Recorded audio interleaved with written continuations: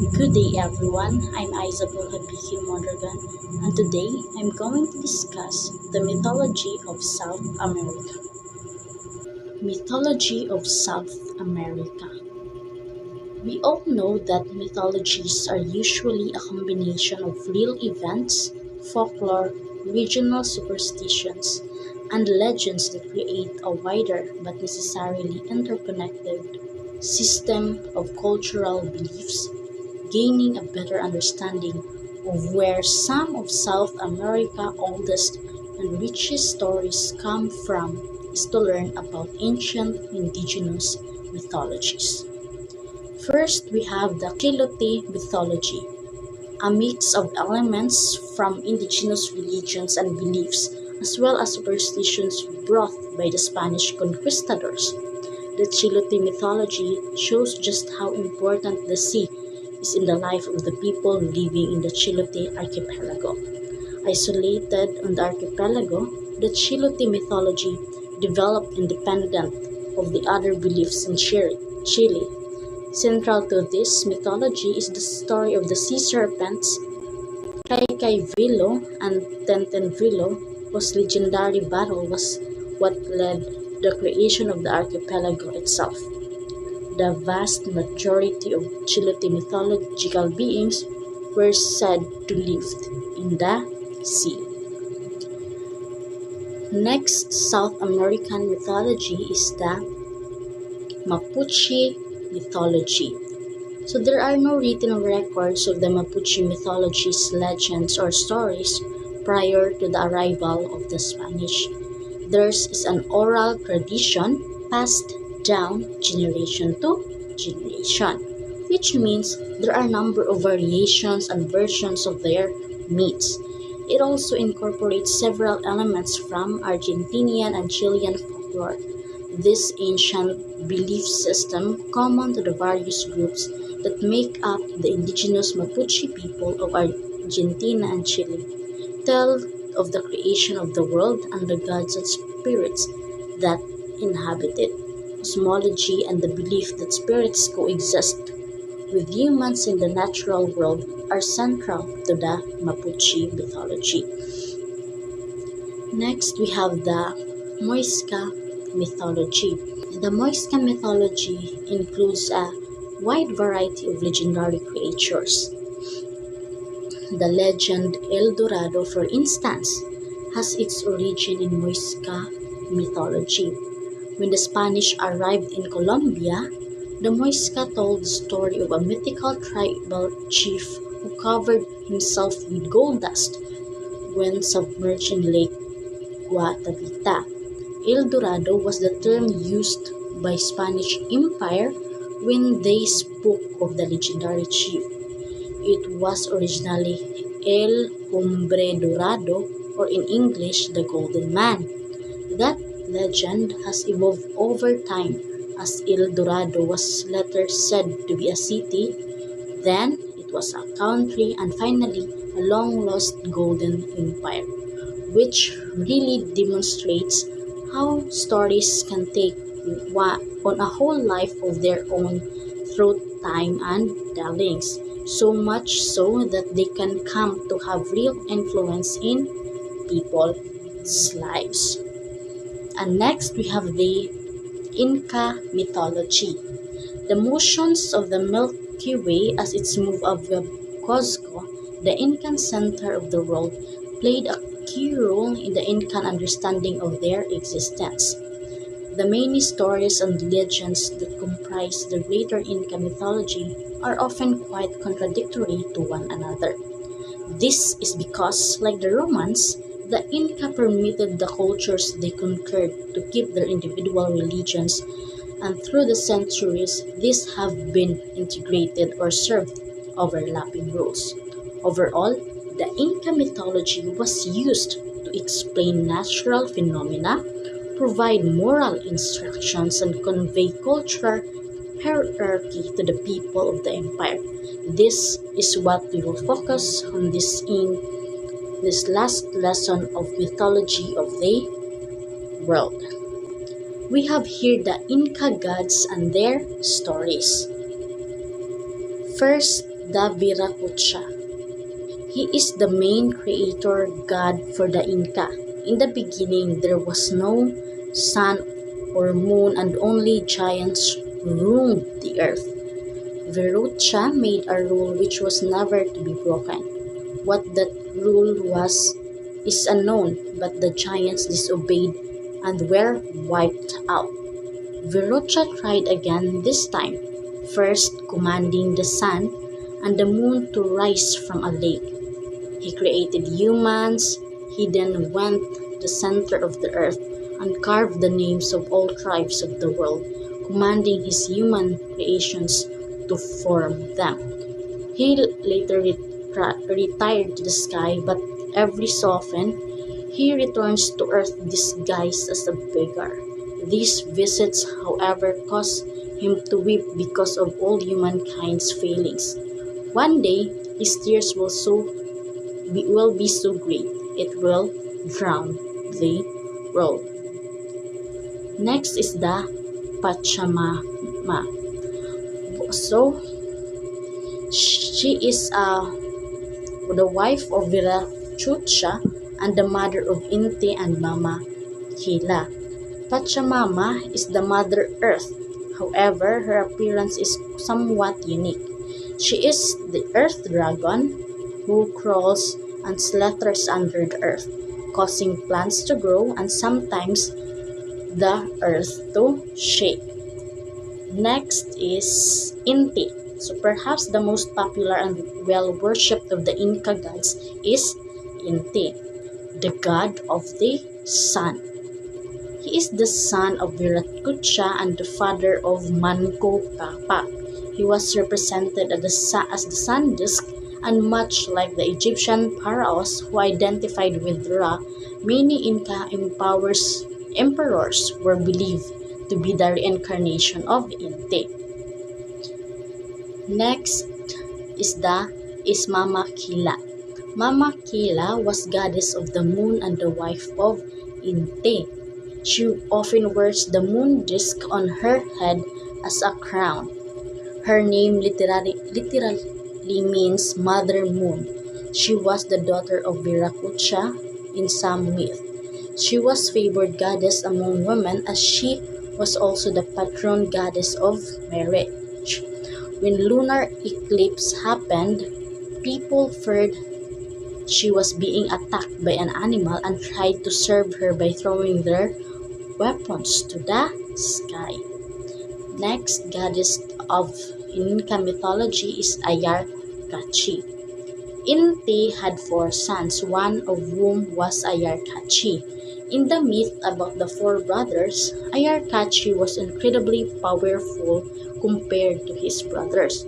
He could use his slingshot to shoot stones at the sky, creating rain and thunder. In fear of their brother's power, the other 3 convinced him to go into a cave to get food, only to seal him in. To this day, Ayarkachi still shouts in anger, causing the sky and the earth to shake. He is thus the god of earthquakes. 2 of the remaining 3 brothers were returned to stone. The remaining son became the famous Manco Capac. So now let's talk about the Manco Capac. In some versions of the myth, after being outlasted his 3 or other brothers, Manco Capac marries his sister Mama Oklo, and the 2 are given a golden staff by their father Inte. They are instructed to go and find a perfect place for a civilization to begin. Wherever they stick the staff in the ground shall become a great nation. Manco Capac finds this place, which will later become Cusco, the center of the Inca Empire. He also teaches the humans who gather there about civilization, including the use of weapons, language, and fire.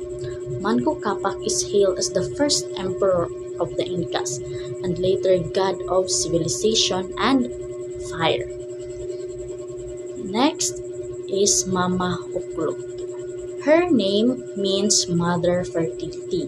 Mama Okro was the only named daughter of Mama Inti and Mama Kila. She married her brother Manco Capac and with him helped found Cuzco, the center of the Inca civilization. Like her husband, she helped to teach humankind about civilization living.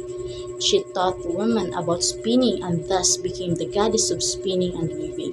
Also, as the name suggests, she is also the goddess of fertility. Next of the goddess, we have now the 7 legendary monsters of South America. So this is just a brief review of some of South America's monsters. These legends are often known in more than one nation with different names for the monster. First, we have Yakumama. The Yakumama is an ancient sea monster that lives in the Amazon River. It's a giant snake with a horned head, sometimes described as up to 160 feet long. The Yakumama engorges itself with water that it uses to spray and stun its prey.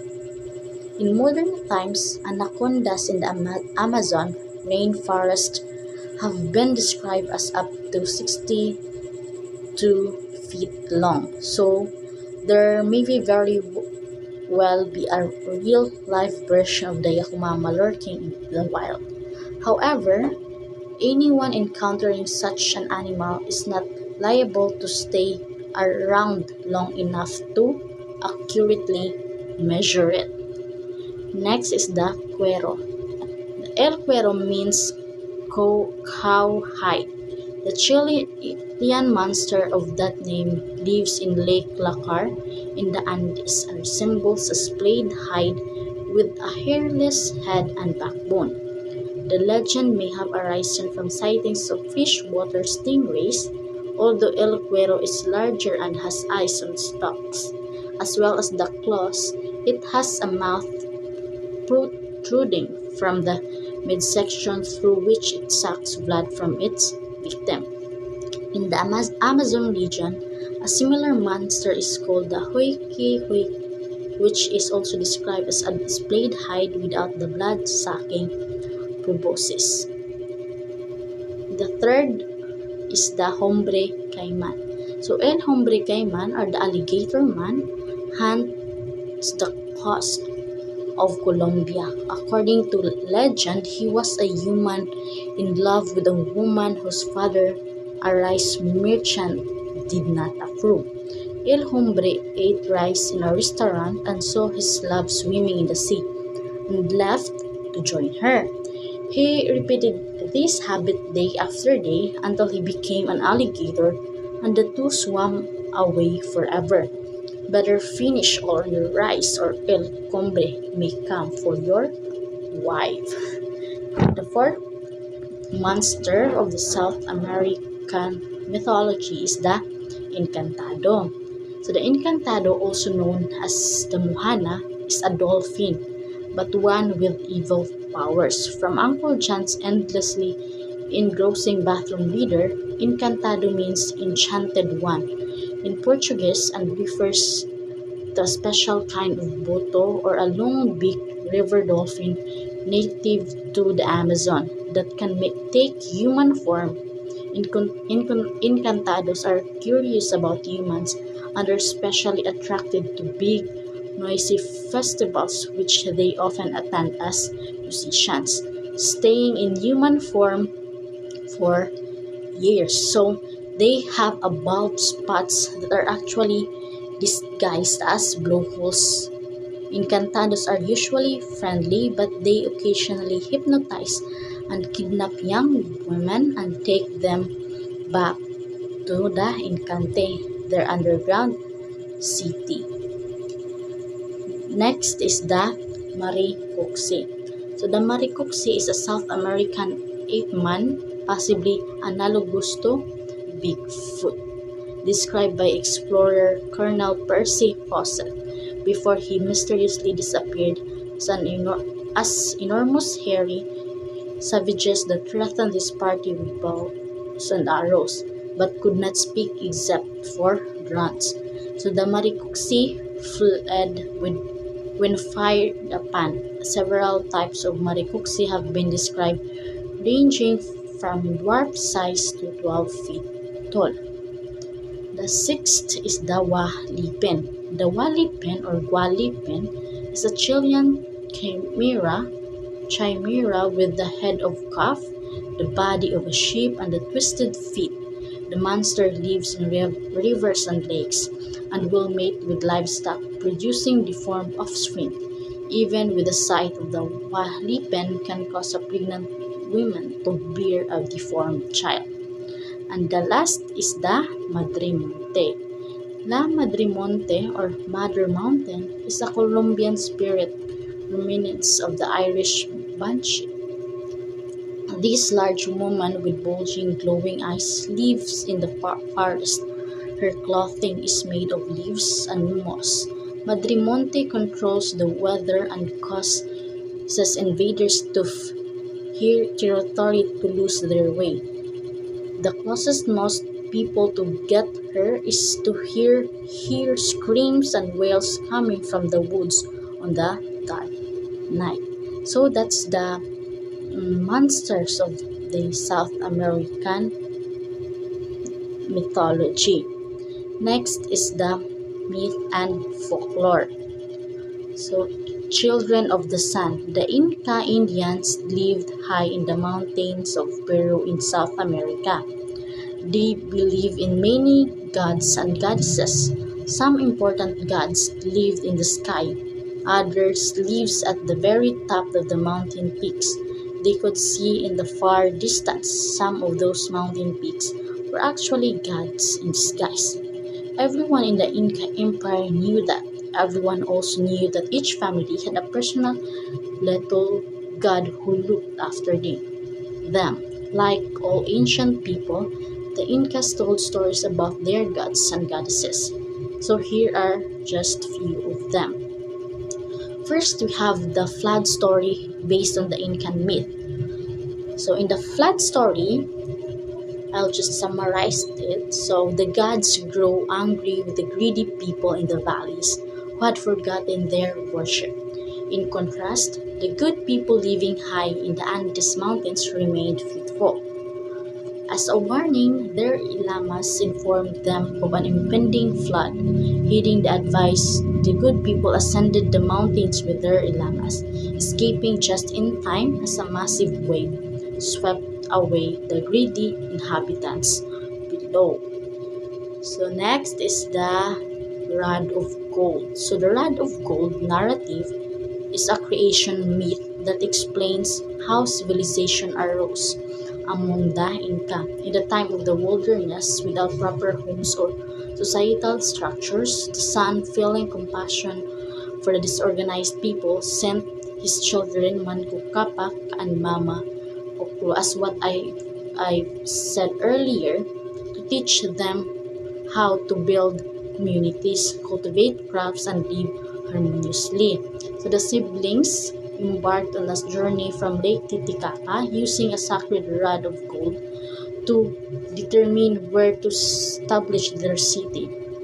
Upon reaching the valley of Cusco, they usually drove the rod into the earth, signaling the location to build their city. Manco Capac and Mama Oclo taught the people's skills essentially for survival and social structure, such as agriculture and living. So the city of Cusco emerged as a result, divided into Upper and Lower Cusco. With the two halves living in harmony, the siblings' leadership transformed the disorganized place into a thriving society, leading to the establishment of a power empire. The myth emphasizes themes of divine guidance, the importance of community, and the transition from chaos to civilization, showcasing the values of compassion, cooperation, and the respect for the gods. Another story is about the mouse. So, the tale follows a mouse who in love with a beautiful young woman who transformed himself into a slender young man. Despite his charming demeanor and excellent manners, he is terrified of his mother-in-law, who has the face of a cat. This fear leads him to frequently hide whenever she is near. The couple has a child, a tiny boy with a squeaky voice, and the mouse husband provides for his family by stealing food from neighboring farms. However, the young woman grows anxious over her husband's constant disappearances. Eventually, the mouse decides to reveal his true identity and calls for his wife. When she steps outside with their baby, a mouse emerges affectionately interact with the child, prompting her to return indoors. Upon sharing her experience with her mother, the mother became furious, realizing her daughter has married a mouse. In a fit of rage, she attacks and kills the baby before the young woman can intervene. When the husband learns of this tragedy, he is heartbroken and buries his son beneath a cantuta plant, watering it with his tears. In his grief, the mouse seeks revenge. He rallies his fellow mice who assist him in raiding the food supplies and then turning on the mother-in-law. They consume her entirely, leaving only a skeleton and then vanish never to return. This story explores themes of love, identity, loss, and vengeance, illustrating the consequences of unchecked anger and the lengths one will go to protect those they love. So that's all for the mythology of the South America. Thank you.